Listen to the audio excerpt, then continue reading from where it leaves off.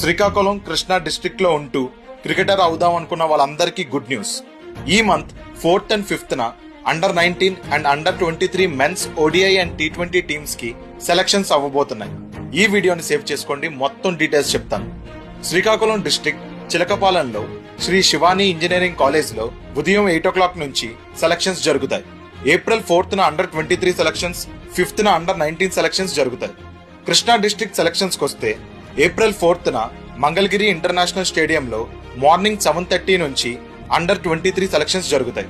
Under 19 selections లో participate చేయాలంటే మీరు 2006 సెప్టెంబర్ తర్వాత పుట్టిన వాళ్ళు అయి ఉండాలి.